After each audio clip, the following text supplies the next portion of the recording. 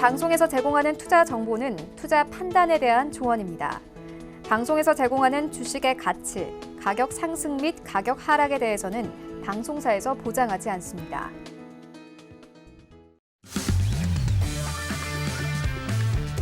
안녕하세요. 해외 선물 신세계 리턴즈의 신경민입니다. 간밤 뉴욕 증시는 파월 의장의 완화적인 통화 정책 기조 확인에도 혼조세로 마감했습니다.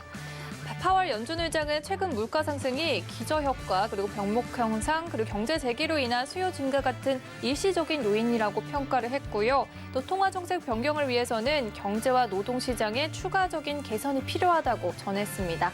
또한 오펙에서 산유량을 합의했다는 소식이 공급 증가 우려로 이어지면서 WTI 유가는 2.82% 하락한 모습 보였습니다. 매주 목요일에 발표되는 미국의 신규 실업수당 청구 건수는 예측치와 동일한 36만 명으로 발표됐습니다. 또한 조금 전 출발한 뉴욕 증시 3대 지수는 현재 하락세를 보이고 있습니다.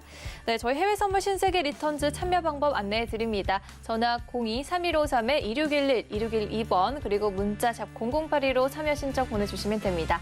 또한 유튜브도 활짝 열려 있습니다. 서울경제TV 검색하셔서 들어오시면요. 실시간 채팅에서 소통하실 수 있습니다. 네, 그럼 오늘의 마스터 영상으로 한번 확인해 보겠습니다.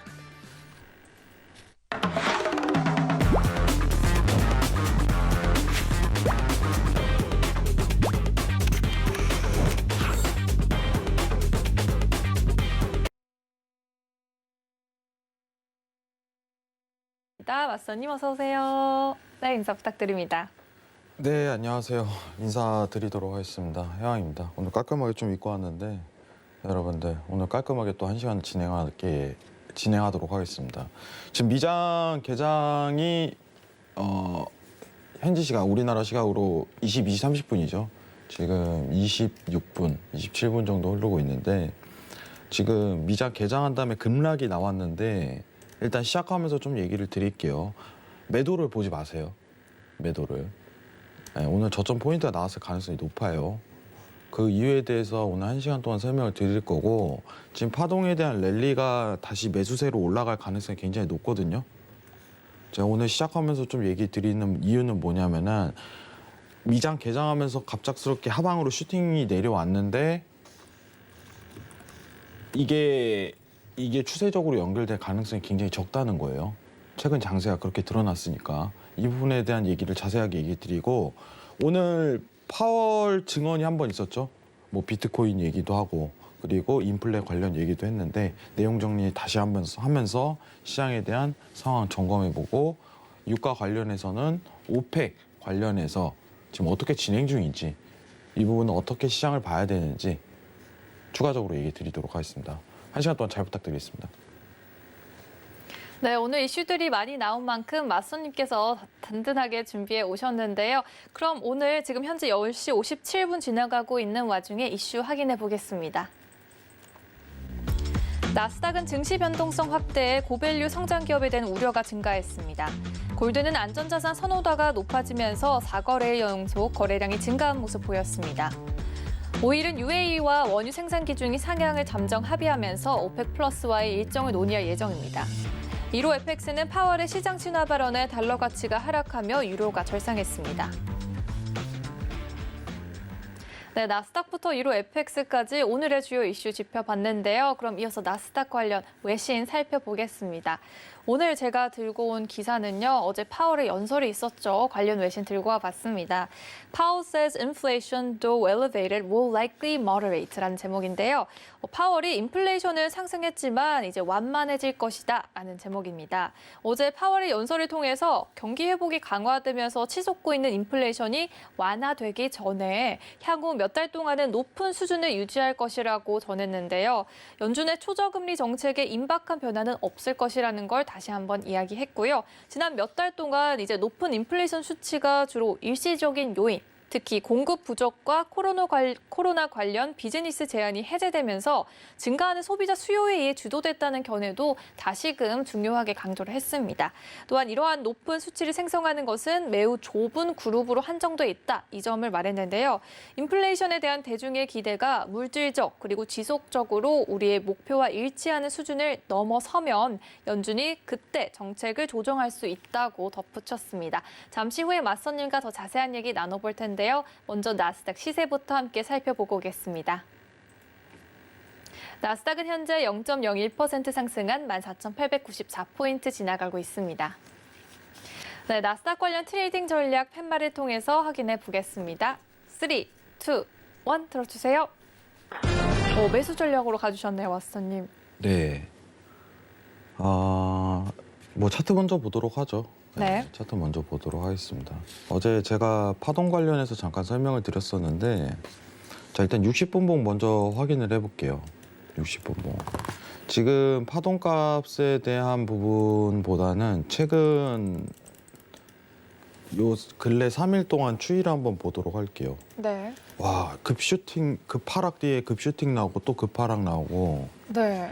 난리도 아닙니다. 3단계가 네. 있었네요.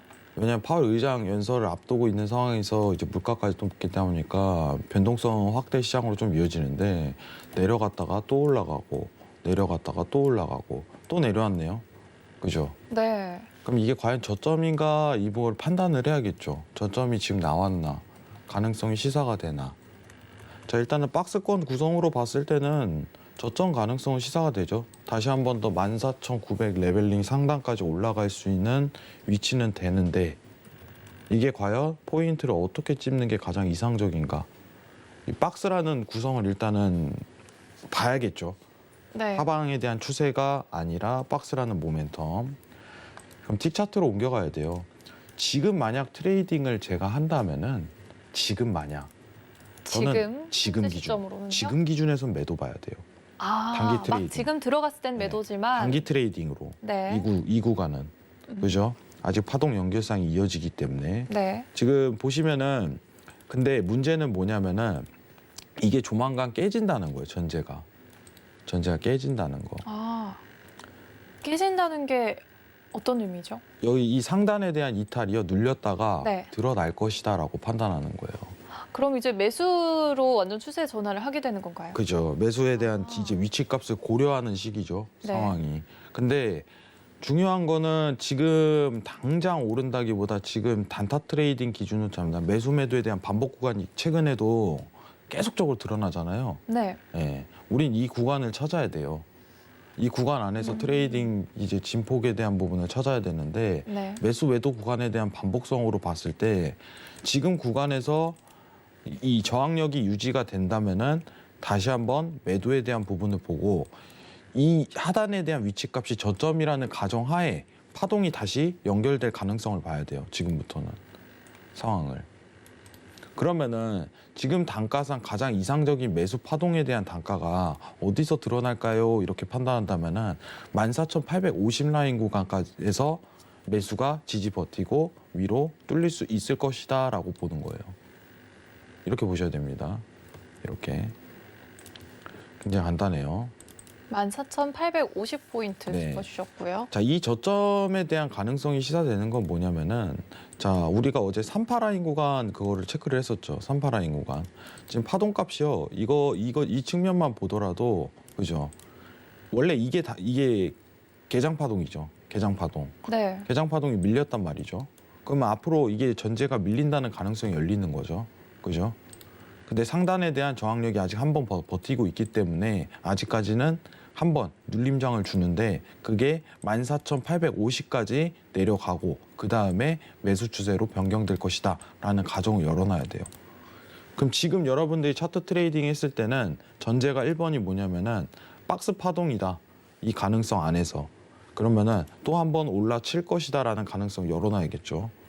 두 번째는 뭐냐면은 매수 파동에 대한 진행 가능성이죠.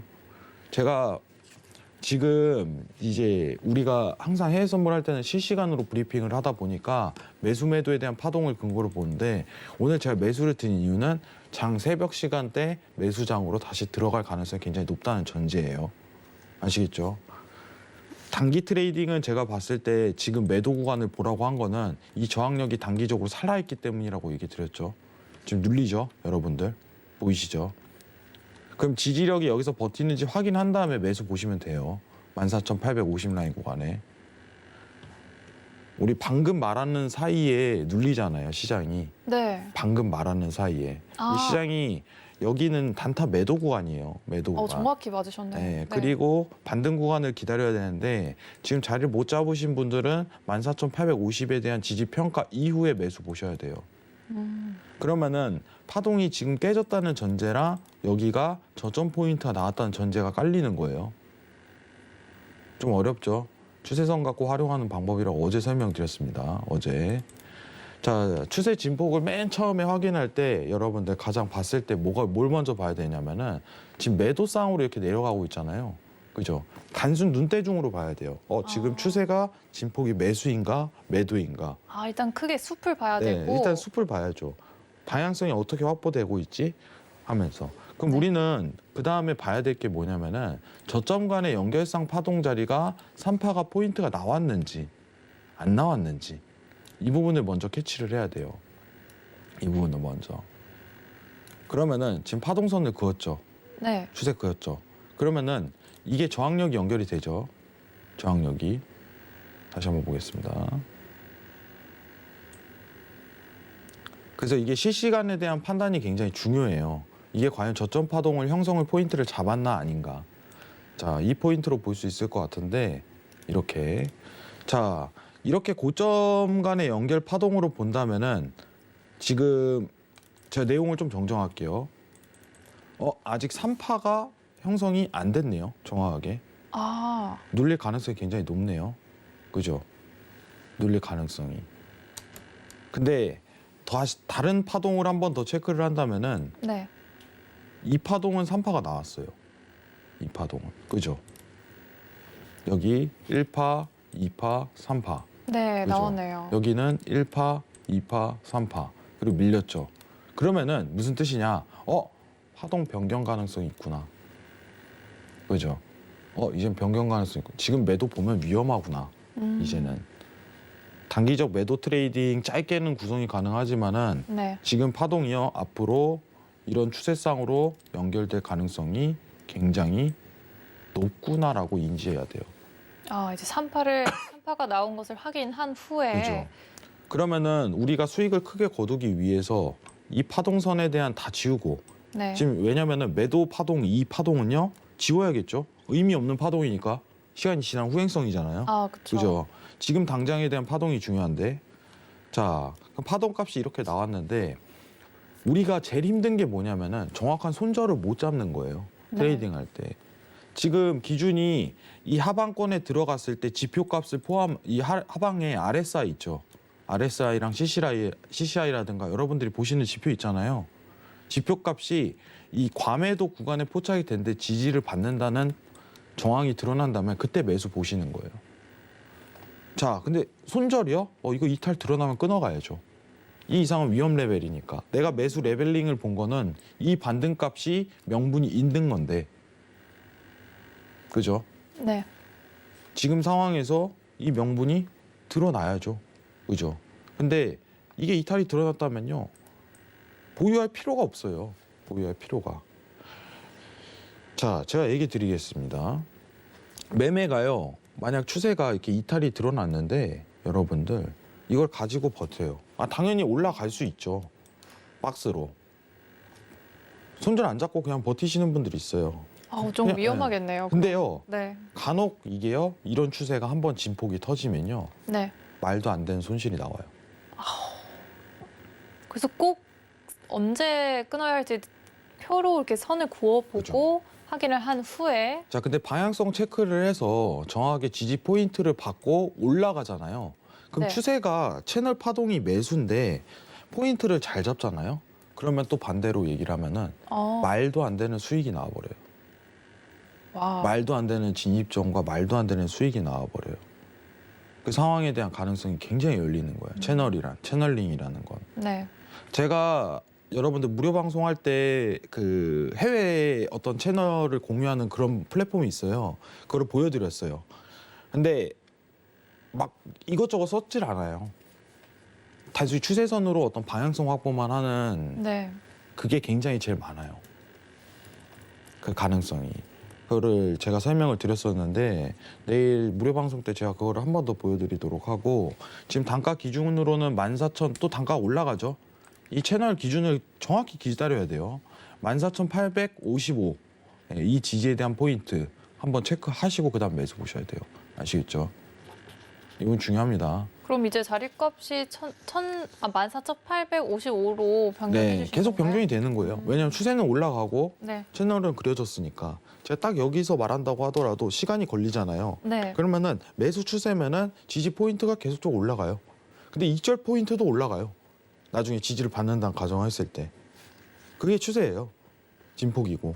네. 자, 이 부분이 오늘 차트 얘기고요. 자, 오늘 한 번 더 이게 박스권으로 드러날 가능성은 이제 파월 증언 얘기를 좀 해봐야 되겠죠. 그죠? 파월 증언. 여러분들 잠깐 화면 좀 내리겠습니다. 어제에 이어서 또 두 번째로 이어지는 증언이죠. 네, 제가 사실 어제 뭐라고 얘기했었죠? 어제 이제 상승 여력을 받았다. 이 파월 얘기만 꺼내면. 이건- 파월 얘기. 좀 기억을 못 하시는 것 같은데. 어떤 부분을 네, 파월 관련해서 제가 내용을 꺼낸 거는 네. 별 얘기 안 할 거다. 맞습니다. 이게 뭐냐면은 지금 굳이 파월이 이거에 대해서 공격적인 발언을 할 필요성이 있을까? 최근 발언만 네. 주목해 본다면. 조금 안심이 됐는데 진짜 예상했던 대로 그대로 그리고 왔어요. 오늘 시장에서도 별 얘기 안 할 거예요. 이미 지금 네. 어제 발언이 너무 강경하게 대응했기 때문에 네. 화면 보면서 얘기하도록 할게요. 간단하게 좀 정리할게요. 어제 두 가지 파월 집중했던 게 뭐냐면 물가 걱정하지 마. 똑같죠? 최근에 했던 똑같습니다. 물가 걱정하지 마. 그리고 테이퍼링 멀었다. 그리고 또 추가적으로 얘기했어요. 비트코인 관련인데 제가 비트코인 슬프네요. 얼마 얘기 안 하려고 하는데 그래도 보유하고 계신 분이 좀 있을 것 같아요. 잠깐만 들어가 보자면 잠깐만 얘기를 해볼까요? 네. 자, 지금 여러분들 제대로 인지하셔야 됩니다. 그 가상화폐라는 거는요 현실적으로 말이 안 돼요. 제가 좀 이런 발언에서 욕 먹을 수는 있는데 어느 정도 각오라고 얘기를 하는 건데 여러분 화폐라는 건 중앙은행 통제가 들어가야 돼요 기본적으로. 왜 화폐 역사가 그래요. 옛날에 물물 교환할 때도 네. 한 그 원시인들의 부족장들이 그걸 통제를 해요. 그게 역사예요 화폐에. 여러분들 실질적인 가치에 대한 수단이에요. 그러니까 공격적인 대응이 나올 수밖에 없어요. 지금 가상화폐 비트코인 차트가 지금 3,000선까지 눌러앉았는데 2,000선까지 더 떨어질 수도 있어요. 의미가 없다고 생각합니다. 또 파월 의장의 그런 발언으로 더 네, 하락을 그리고 하겠네요. 제일 중요한 게 뭐냐면 디지털 화폐에 대한 출연이죠. 지금 ECB가 디지털 화폐에 첫 출연을 할 가능성이 굉장히 높은 상황인데 네. 미국도 준비 중이고 얼마 전에 금통위 이주열 총재 이제 한국은행 입에서도 나온 얘기가 네. 가상화폐 관련해서 CDBC에 대한 도입 문제 관련해서 준비하고 있다라고 얘기했어요. 그럼 디지털 화폐가 생기면 이제 비트코인의 그런 상승에 좀 큰 영향을 받을 것 같아요. 현실적으로 얘기를 해보겠습니다. 비트코인에 대한 장점이 뭐냐? 가상화폐에 대한 장점이 여러분들 이제 전자에 대한 이제 통화 이거죠. 네. 근데 만약에 디지털 화폐에 대한 도입은요, 그 기존에 있던 비트코인 전자 통화에 대한 부분을요 모두 없애버리는 상황이 펼쳐지는 거예요. 지금 이게 제일 문제인 거죠. 예. 근데 화폐라는 건요 중앙은행 통제가 무조건 들어가야 돼요. 안 그러면은 되기가 힘들어요. 그러면 마구잡이 화폐가 돼버릴 가능성이 높거든요. 네. 통화로서의 굉장히 가치가 없거든요. 그리고 지금 가상화폐 비트코인에 대한 어떤 전체 가치가요, 여러분들, 지금 오늘 단가로 봤을 때 한 500조 될 거예요, 500조. 막 엄청 커 보이죠? 500조. 와, 진짜 많네. 여러분 화폐는 조 단위가 아니라 경 단위예요. 여러분들 아직 멀었네요. 제대로 비트코인은. 인지하셔야 됩니다. 조 단위는 어떻게 보면 한 국가의 주가 한 종목 시가총액 수준 좀 어떻게 보면 상단 레벨이 있는 시가총액 수준이에요. 그게 화폐로 칭한다는 것 자체가 존재 의무에 대한 부분이 좀 저는 우려가 깊어요. 네. 그래서 원래 저는 비트코인 관련해서 그렇게 추천드리지도 않았고 이거에 대한 어떤 앞으로 급부상하는 문제를 중요하게 생각을 안 했어요. 왜냐면 나라에서 막을 거기 때문에 지금 법령 관련해서 하나씩 개정이 들어가고 있는 상황에서 비트코인이 더 추가적으로 상승할 거라는 얘기는 좀 신뢰성이 없습니다. 웬만하면 그거 믿지 마세요. 그러게요. 파월이 또 디지털 달러 있으면 가상화폐는 필요 없을 것이라고 발언한 게 조금 시장에는 조금 놀라운 그런 면이었을 수도 네. 있을 것 같아요. 왜냐면 현실적으로 인지를 해야 되는 게 화폐에 대한 어떤 기본적인 원칙을 한번 고민을 해보셔야 될 것 같아요. 만약 네. 가상화폐 관련해서 얘기를 한다면은 화폐 기본적인 원칙은 어떤 물물 교환의 수단 그리고 어떻게 보면 통제력이에요. 통제력. 네. 우리가 지금 코로나19 발생하고 달러에 대한 부분을 중앙은행에서 판단하고 간접적인 형태로 어떤 물가에 대한 제어라든가 경제에 대한 통제를 가할 수 있잖아요. 그렇죠. 기존 이야기하다시피 지금 중앙은행에서 하는 게 달러를 찍어내서 네. 어떻게 보면 그 달러로 국채를 사들이고 있는 거죠. 그래서 정부한테 돈을 건네주고 정부는 그걸 가지고 재정 정책을 펼치고 네. 좀 더 어떻게 보면 복지라든가 이런 실업급여 수당 이런 거를 지원해 왔었던 거죠. 인프라 정책이라든가 돈이 있어야 되니까 미국 정부는. 그럼 중앙은행은 어떻게 보면 직접적인 어떻게 보면 시중에 대한 은행과 그리고 국민들 그리고 대중들에게 통제를 가하는 게 아니라 간접적으로 어떻게 보면은 채권 매입이라든가 금리 인상 인하를 통해서 달러를 더 찍어내고 어떻게 보면 달러를 덜 찍어내고 그 M2 통화량을 통해 가지고 시장을 통제하는 거예요. 굉장히 중요한 거죠, 사실. 네, 통제가 필요하죠. 화폐 네. 운영에 있어서. 근데 이거는 도대체 누가 찍어냅니까? 누가 통제합니까? 가상화폐는? 말 한마디에 어떤 CEO 말 한마디에 주가가 오르는 상황이 펼쳐지고 네. 그죠? 그거는 저는 화폐로서의 가치가 거의 없다고 판단을 해요. 제가 그렇게 어떻게 보면 실제 경험해 본 거는 어떻게 보면은 막 제가 막 50년, 100년 역사를 눈을 뜨고 본 게 아니잖아요. 그렇죠. 네, 네. 천년 역사. 하지만 제가 화폐로서에 대한 가치 책을 많이 읽거든요. 네. 근데 이거는 가치로서는 거의 제로에 가깝다고 저는 판단을 하는 바예요. 이게 만약에 가상화폐가 정말 떡상하려면은 떡상이라고 표현해야 되나? 앞으로 엄청난 상승을 유도하려면은 네. 뭐가 필요하냐? 중앙은행의 허가가 필요해요. 완전한 인정, 통화로서에 대한 인정. 그죠? 그게 없으면은 앞으로는 조금 어렵겠네요. 그죠. 근데 지금 디지털 화폐 달러를 발행을 준비를 하고 있다는 말이 나오는데 네. 이게 허가가 나오겠습니까? 라는 질문에서는 안 나온다고 봐야죠. 현실상. 그렇네요. 또 맞서님이 사전에도 계속 언급해 주셨잖아요. 디지털 화폐 이제 곧 나오는데 저는 비트코인 위험하다. 6천만 원 가고 5천만 원 갈 때도요. 1비트당 갈 때도 그때도 하지 말라 했어요. 진짜 미 증시를 보면은 다양한 국면에서 다 알 수 있네요. 그것보다는 예전부터 이슈가 됐었죠. 이게 네. 2018년도부터 이슈가 됐었는데 지금 차트 한번 잠깐 볼까요? 잠시만요. 차트를 잠깐 한번 보도록 하겠습니다. 어떤 차트를 봐주시는 거죠? 비트코인 차트 봐야겠죠.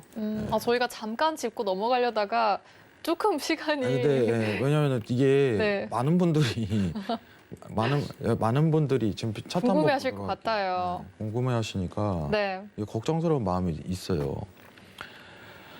지금 이게요, 여러분들 추세가 아니라 단순 이슈성에 의한 어떤 차트라고 보시면 돼요. 단순 이슈성. 지금 보시면은 저희가 비트코인이 2천만 원 갔을 때 기억하실 거예요. 이 구간. 2천 갔을 때를 기억하실 건데 지금 이거는 또 급상승 이후에 급락 모멘텀이 나오는 건데 다시 한번 급상승 이후에 급락 모멘텀이 나오는 구조예요. 단순하게 보시면. 왜 더 떨어지냐 또 얘기를 한다면 네. 중앙은행에 대한 직접적인 언급이 계속적으로 나오기 때문이에요.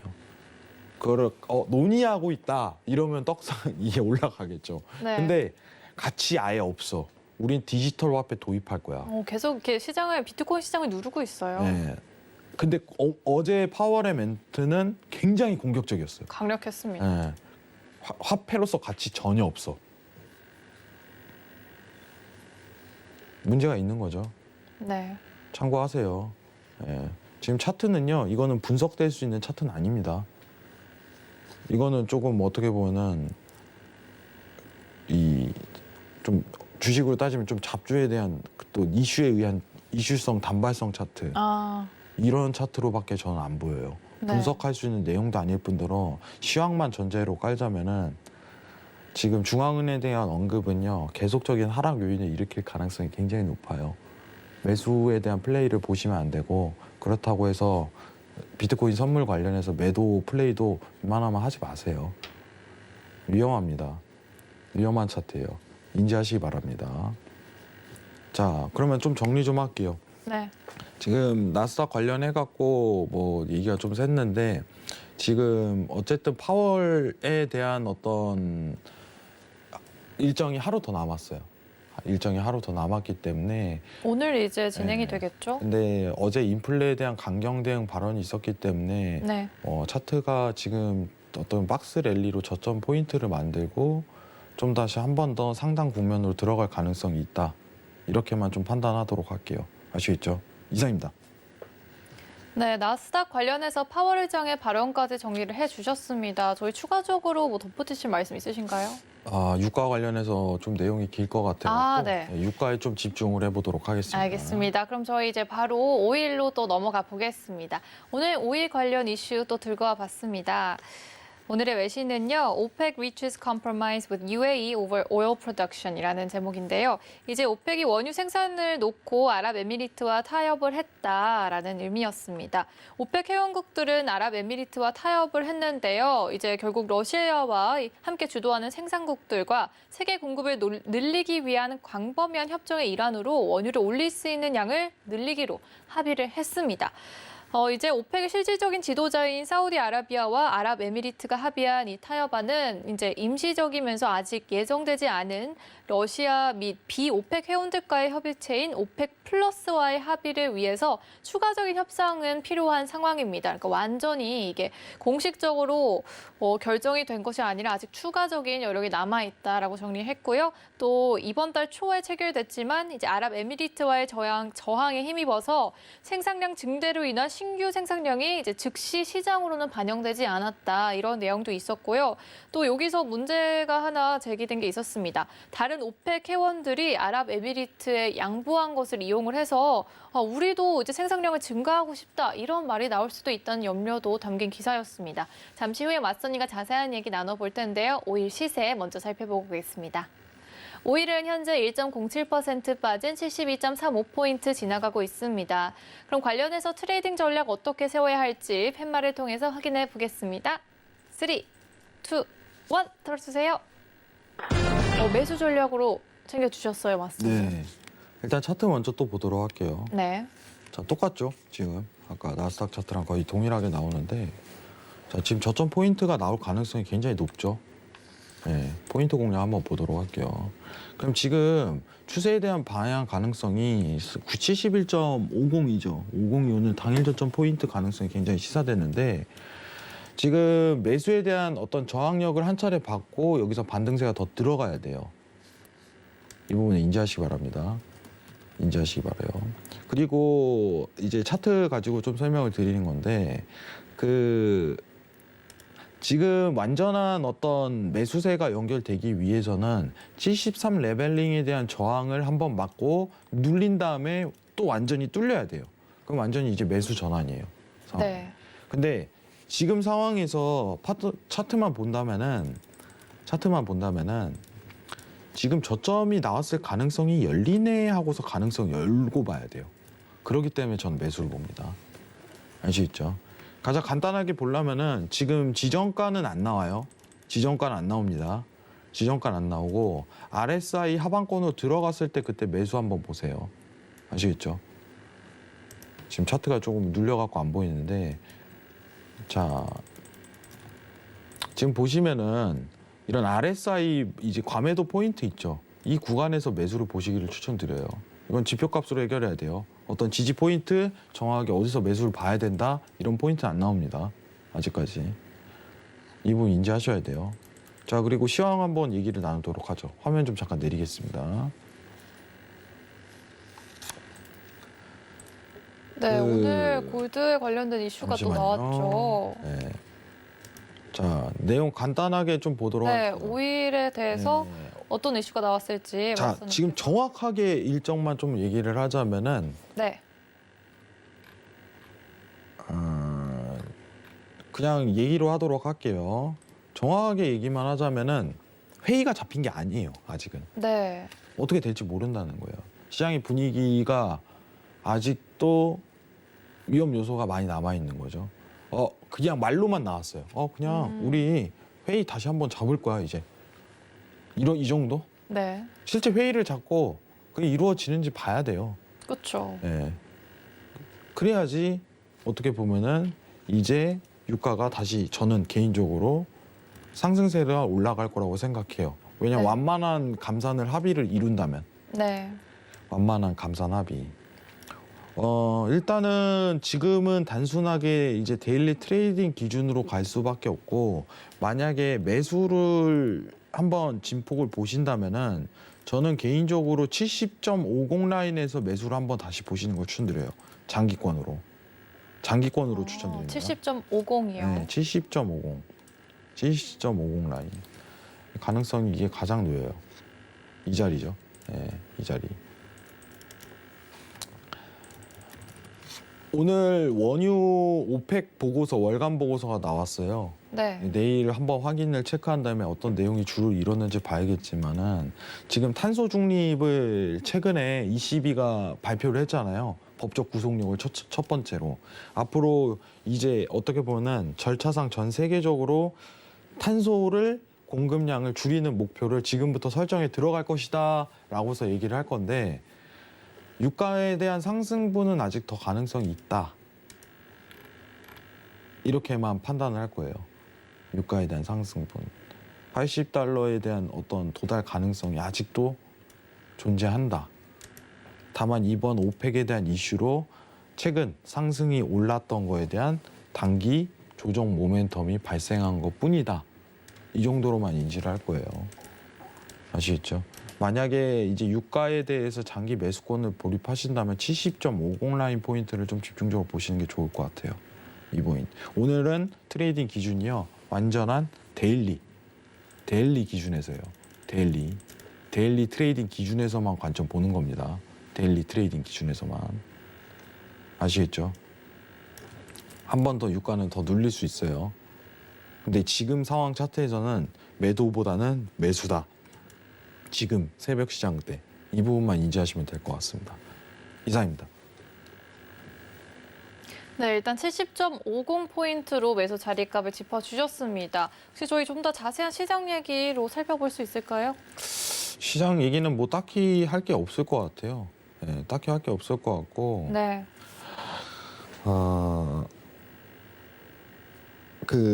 오늘 한국 금통위 발표 있었잖아요. 네, 예, 내년까지 세 차례 금리 인상을 강력하게 좀 시사를 했어요. 강력하게 시사를 했는데 앞으로 이제 금리 인상에 대한 단계를 확실히 접어들 국면이에요. 근데 미국 쪽에서 여러분들 아시는 게 미국 쪽에서 금리 인상을 앞으로 할 가능성이 매우 높기 때문에 네. 한국이 선제적으로 금리 인상한 것뿐이다. 이렇게 판단하셔야 됩니다. 그 이상에 대한 그건 없어요. 근데 경제라는 게 저금리를 계속적으로 유지하면 정말 안 좋아요. 저금리를 유지하면. 왜냐하면 시장에 대한 자금 유동이 알아서 돌아가야 되는데 저금리라는 거는 중앙은행이 강제적으로 돌리는 거거든요. 시장 경제가 활성화되고 어느 정도 적정 금리 레벨이 올라가야지 경제가 활성화가 굉장히 잘 돌아가고 이제 돈에 대한 어떤 유동성이 계속적으로 돌아가게 돼 있습니다. 그래서 한국 입장에서는 경제 회복 국면이기 때문에 금리 인상을 빠르게 단행하는 게 맞는 거고 그거에 대해서는 제가 일전에 얘기 드렸기 때문에 지금 시장에서 오늘 금통위에서도 올해 연말까지 좀 늦으면 내년 연초까지 두 차례 금리 인상 강력하게 시사했다는 부분. 근데 이게 시장에 대한 엄청난 구조적 변화를 일으키지 못합니다. 예, 참고하시길 바랄게요. 이상입니다. 네, 오늘 맞선님께서 오일 관련해서도 정리를 해주셨는데요. 저희 이제 다음으로 골드로 넘어가 보도록 하겠습니다. 오늘 골드 관련 이슈는 속보로 제가 한번 살펴보겠는데요. 네. Gold hits one-month peak after Fed's Powell calms taper fears라는 제목입니다. 이제 금은 연준 파월이 테이퍼링에 대한 두려움을 진정시키자 한 달 만에 최고치를 기록했다는 기사인데요. 이제 연준 의장이 조기 통화 지원의 완화에 대해서 이렇게 우려를 누그러뜨리면서 달러와 미국 국채 금리가 낮아진 뒤 금이 한 달 만에 최고치를 기록을 했습니다. 그다음에 현재 금 가격은 앞으로도 계속 이렇게 맴돌 가능성이 있는데요. 그러다가 이제 가격 인상의 가속화가 연말에 일어날 것으로 예상된다는 기사였습니다. 잠시 후에 맞선님과 얘기 나눠보도록 하고요. 골드 시세 살펴보고 오겠습니다. 골드는 현재 0.19% 빠진 1821.6포인트 지나가고 있습니다. 네, 골드에 관해서 어떤 전략 가져가야 할지 맞선님과 함께 팻말 통해서 살펴보겠습니다. 3, 2, 1 들어주세요. 매도 전략으로 대응해 주셨어요. 네. 자, 일단은 골드가 60분봉 먼저 볼게요. 네. 고점이 나왔을 가능성이 높아요. 고점이. 고점이 나올 가능성. 이 레벨링은 이제 골드가 당분간 고점이 나왔을 가능성이 굉장히 높다.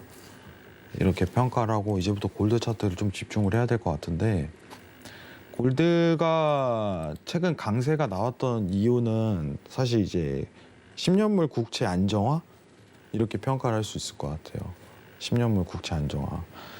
자, 일단 금값은 1833.5 라인에 대한 고점 자리가 앞으로 조금 중장기적으로 고점이 나올 가능성이 굉장히 높다고 좀 평가를 드리겠습니다. 고점이. 앞으로 더 올라갈 가능성을 보시는 건가요? 아니요, 더 떨어진다. 더 떨어진다. 네, 이제는 고점이 나왔다. 이미 나왔으니까 이제 떨어질 방향성이 크다. 고점이 나왔다라고 판단을 해야 되는데, 네. 지금 단기 추세만 조금 본다면은 60분봉이에요. 여러분들 지금 보시는 차트는 60분봉입니다.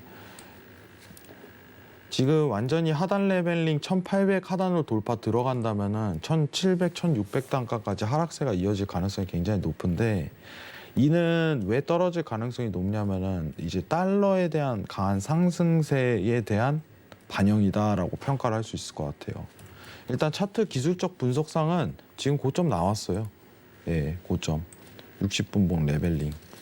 그리고 앞으로 달러가 계속적으로 오를 수 있는 여건이 되기 때문에 앞으로 매도적인 분위기를 굉장히 많이 볼 거다라고 평가를 하면 될 것 같고, 자, 그럼 앞으로 여기가 추세적으로 진폭이 계단식으로 들어갈 가능성이 굉장히 높은데, 60분봉에서 틱 차트로 옮겨봐야겠죠. 오늘 당일 데일리 기준. 자, 똑같죠, 여러분들? 똑같죠. 자, 파동이 아직 안 나오네요. 예, 파동값이 아직 저점 이탈이 안 나오네요. 최근 상승 파동이 굉장히 강했기 때문에 기조가 지금 아직 차트 추이가 안 나오는데, 지금 아직 매도에 대한 추이를 확정 지을 수 없습니다. 예, 오늘 제가 매도를 좀 본 거는 중기적인 관점에서 좀 얘기만 드리고, 네. 단타 트레이딩 기준에서는 좀 관망하세요. 단타 트레이딩. 예, 오늘 데일리 트레이딩 기준에서 관망하세요. 이 부분 내일 한번 매도세가 유지되는지 네. 캐치하고 트레이딩하는 게 좋을 것 같아요. 중장기적 관점에서는 지금 고점이 나왔기 때문에 매도 전략이고, 단기적으로는 관망을 해야 한다. 네, 이 부분만 좀 설명을 드리고요. 네. 제가 여러분들 간단하게 오늘 조금 차트 설명 좀 해드리도록 할게요. 여러분들 제가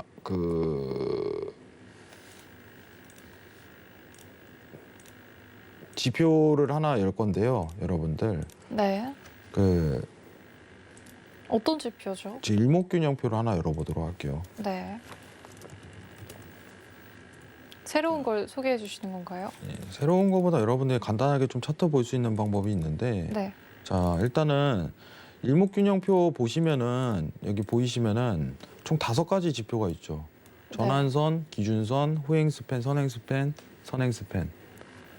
이게 어떤 지지랑 저항을 보는 관점인데 이게 그렇게 어렵지 않아요. 한번 들으고 나면 이해가 쉬운데 네. 제가 요새 이거 보는데 지금 일목균형표를 굉장히 이상하게 설명한 사람들이 많더라고요. 정말요? 네. 이게요, 여러분들 이게 일본에서 나온 원래 지표인데 네. 이제 필명이 일목산이었어요. 그때는 뭐냐면 우리가 컴퓨터가 발전 안 했으니까 네. 수기로 매일 체크해서 어떤 평균값을 구해가지고 강한 어떤 추세에 대한 부분을 확인한다. 예, 지지에 대한 부분, 저항에 대한 부분을 체크한다 이건데 네. 거기서 이제 원문이 있어요. 원문. 이제 우리 시중에 떠도는 뭐 일목균형표 책은 그거는 어떻게 보면은 부가 설명을 하는 거고 네. 원본 책이 있어요. 거기 팔거든요. 서점 가면은. 근데 그거를 보면은 아는 게 뭐냐면은 제일 중요한 게 여기서 5가지 지표에서 자, 이 선행 스팬이에요. 자, 후행 스팬은요 거의 얘기도 안 나와요. 후행 스팬은 진짜 중요한 지표가 아니에요. 일목균형표에서. 자, 선행 스팬이 뭐냐면은 지금 보시는 이 구름대라고 표현을 하는 거죠. 구름대. 이 구름대. 이거 구름대라고 표현해요. 주황색이요. 네, 이 구름대. 네. 이 파동에 대한 구름대. 그러면은 이게 원래 일본 기준으로 보는 건데 진입에 대한 평가를 어떻게 보냐라고 거기서 설명이 돼 있냐면은 네.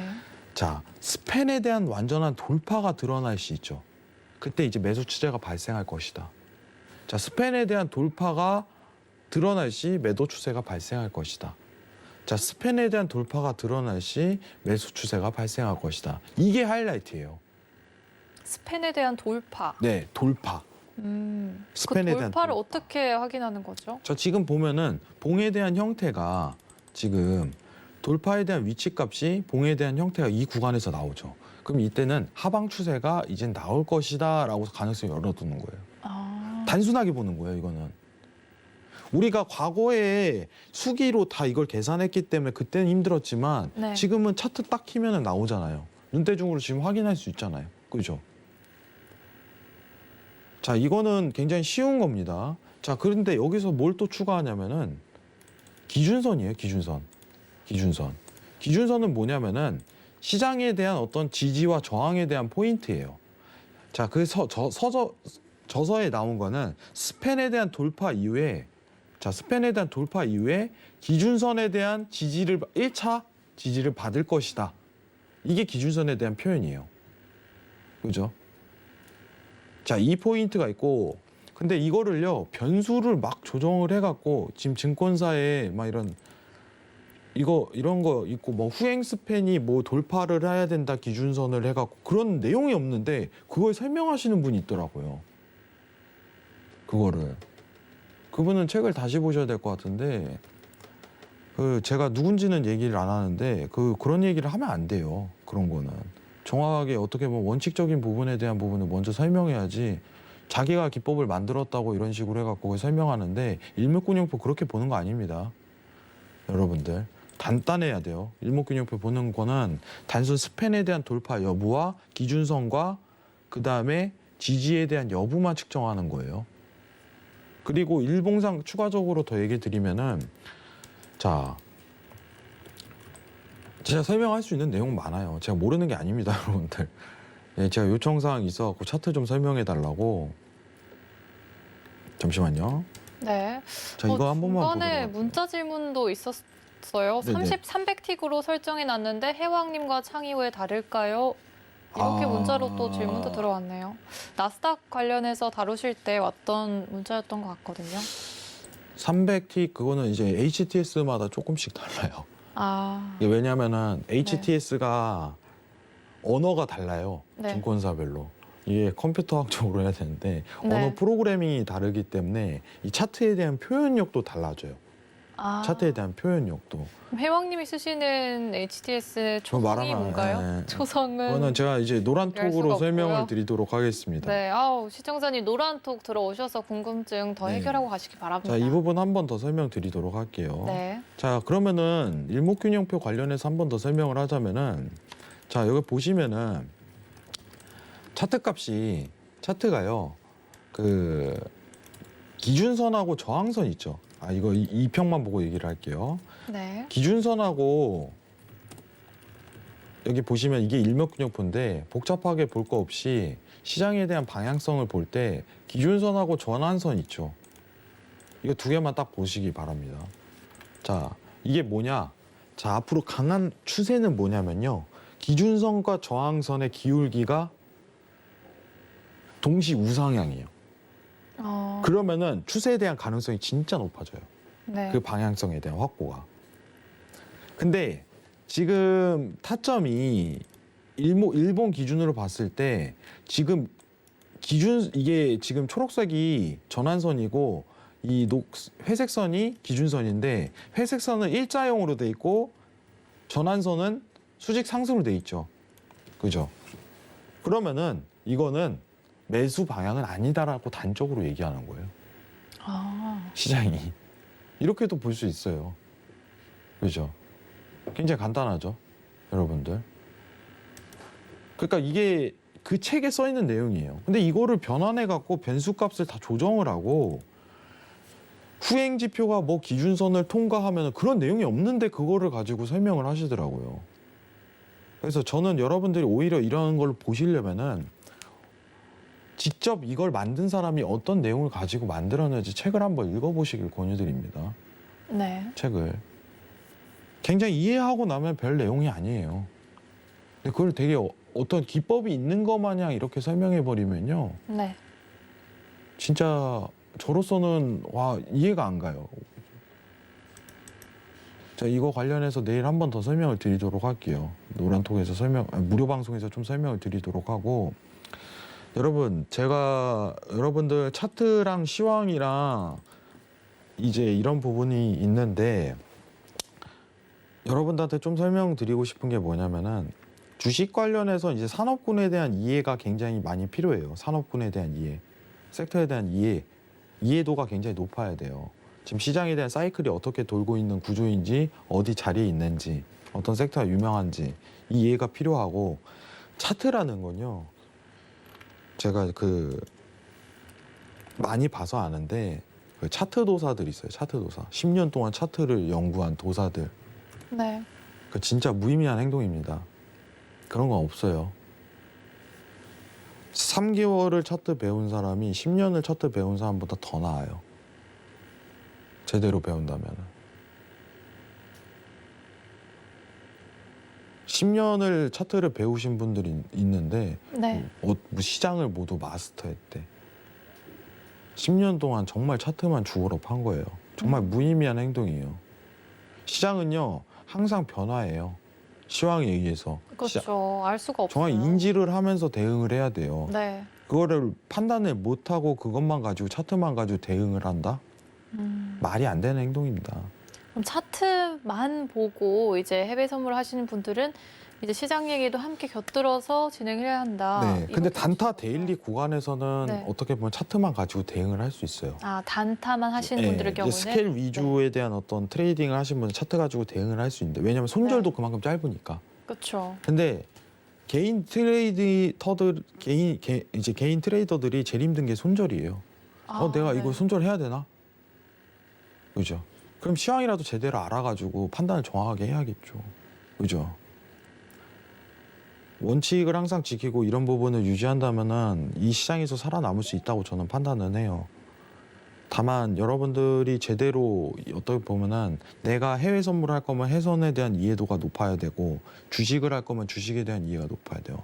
남들 주식 한다고 그거 따라하고 누가 수익 났네 뭘 따라하고, 이것보다 내가 사는 회사가 최소한 어디에 위치해 있고 어떤 회사고 어떤 섹터에 대한 산업군이고 매출은 어디서 나오며 지금 앞으로 이 장기 밸류에이션은 어떤 전망을 흐르는지에 대한 이해는, 간단한 이해는 해야 돼요. 누가 이거 사는 게 아니라. 아시겠죠? 정확하게 공부를 좀 하셨으면 좋겠습니다, 여러분들. 내일 무방 때 더 많은 얘기 하도록 할게요. 이상입니다. 네, 차트 보는 법 관련해서 계속해서 문자 문의도 들어오고 있는데요. 자세하게 더 많이 공부하고 배우고 싶으신 분들은 샵 0082로 해왕 이렇게 보내주시면요. 관련 링크 보내드리고 있습니다. 참고로 본 방송에서 제공한 정보는 투자 판단에 대한 조언일 뿐 해당 상품의 가치와 수익률을 보장하진 않습니다. 서울경제TV는 자본시장 통합법을 준수하고 있습니다. 일대일 투자 상담, 유사 신행위 등 모든 불법 사항들을 엄중히 금지합니다. 네, 그럼 오늘 저희가 준비한 내용은 여기까지고요. 내일 또 밤 11시에 여러분을 찾아뵙도록 하겠습니다. 함께해 주신 여러분 고맙습니다.